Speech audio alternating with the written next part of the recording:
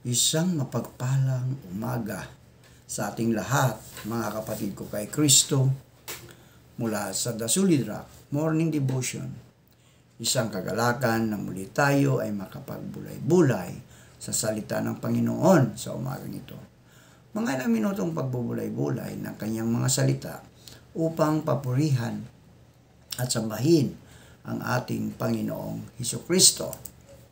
Ating ipagpatuloy ang ating napagbulay-bulayan, napag-aralan kahapon ng umaga kung paano nananahan ang anak ng tao.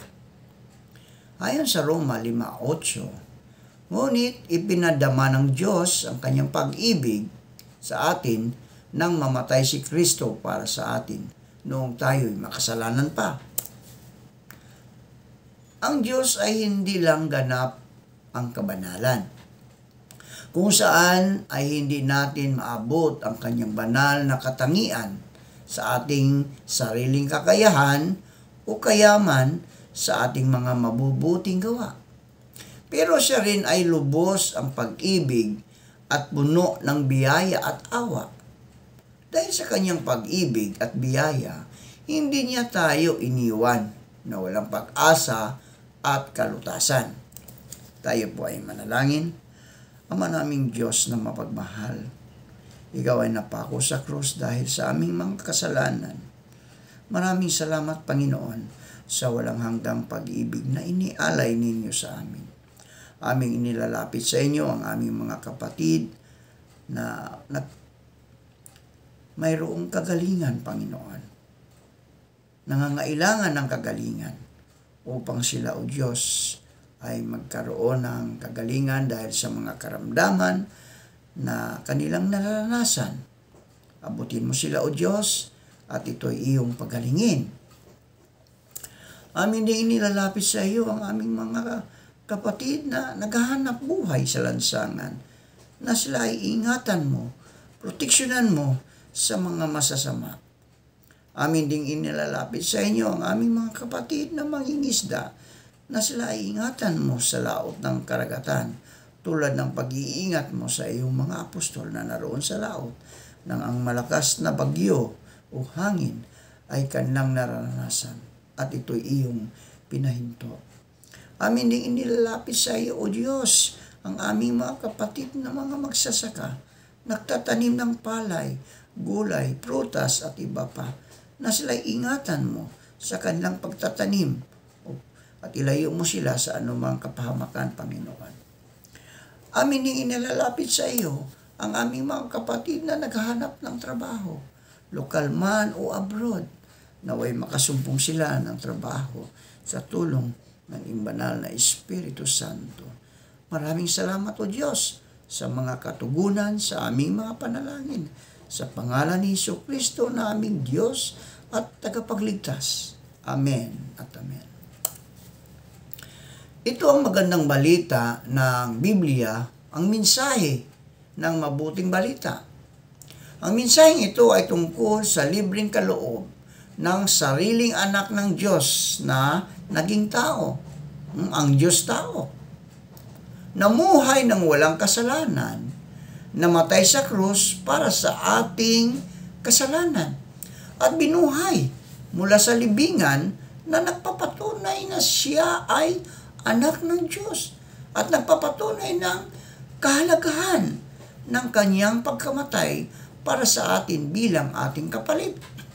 Ayon sa Roma 1:4, ipinahayag siya bilang anak ng Diyos sa pamagitan ng isang makapangyarihang gawa ng kanyang muling pagkabuhay. Ayon naman sa Roma 4:25, siya'y ipinapatay dahil sa ating mga kasalanan at muling binuhay upang tayo'y mapawalang sala. Sa pangalawang Korinto 5:21, ang sinasabi naman dito ay hindi nagkasala si Kristo, ngunit dahil sa atin, siya ay itinuring na makasalanan upang sa pamagitan niya ay maging matuwid tayo sa harap ng Diyos. Sa 1 Pedro 3:18, sapagkat Si Kristo na walang kasalanan ay namatay ng minsan para sa inyo na mga makasalanan upang iharap kayo sa Diyos. Siya ay namatay ayon sa laman at muling binuhay ayon sa Espiritu. Dahil sa nagawa ng pagkamatay ni Hesukristo sa krus para sa atin, sinabi ng Biblia, ang sinumang pinapanahanan ng anak ng Diyos ay mayroong buhay na walang hanggan. Makakamit natin ang anak, si Hesukristo, bilang ating tagapagligtas sa pamagitan ng personal na pananampalataya, sa pamagitan ng pagtitiwala sa katauhan kung sino at ano si Kristo at sa kanyang pagkamatay para sa ating mga kasalanan. Ayon sa Juan 1:12, subalit ang lahat ng tumanggap at sumasampalataya sa Kanya ay binigyan niya ng karapatang maging mga anak ng Diyos. Sa Juan 3:16-18, sapagkat gayon na lamang ang pag-ibig ng Diyos sa sangkatauhan, kaya't ibinigay niya ang kanyang kaisa-isang anak upang ang sinumang sumampalataya sa kanya ay hindi mapahamak, kundi magkaroon ng buhay na walang hanggan. Isinugo ng Diyos ang kanyang anak hindi upang hatulan, maparusahan ang mga tao, kundi upang iligtas ang mga ito sa pamagitan niya. Hindi hinatulang maparusahan ang sumasampalataya sa anak, ngunit hinahatulan na ang hindi sumasampalataya sapagkat hindi siya sumasampalataya sa kaisa-isang anak ng Diyos. Ang ibig sabihin nito ay dapat ang bawat isa ay lumapit sa Diyos sa parihas na paraan. Una, bilang makasalanan, na aminin ang kanyang pagkakasala. Pangalawa, ang pagkilala na walang gawa ng tao ang magdadala ng kaligtasan. At ang pangatlo, lubos na pagtitiwala na kay Kristo lamang sa pamagitan ng pananampalataya lamang para sa ating kaligtasan.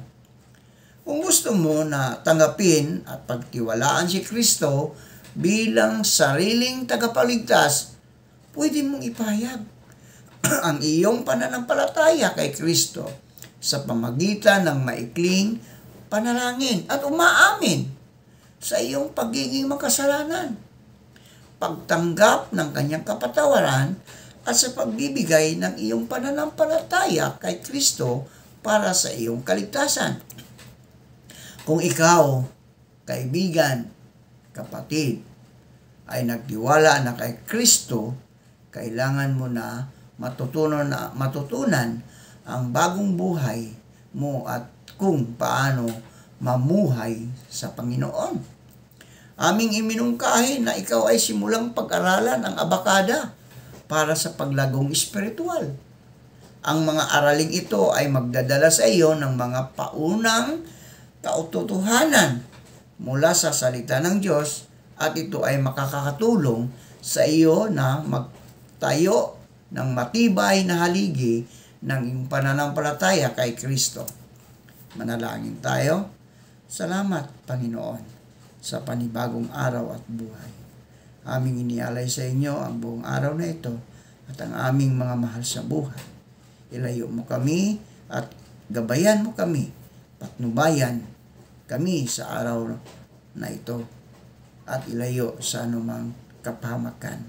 Sa pangalan ni Jesucristo na aming Diyos, na aming tagapagligtas. Amen.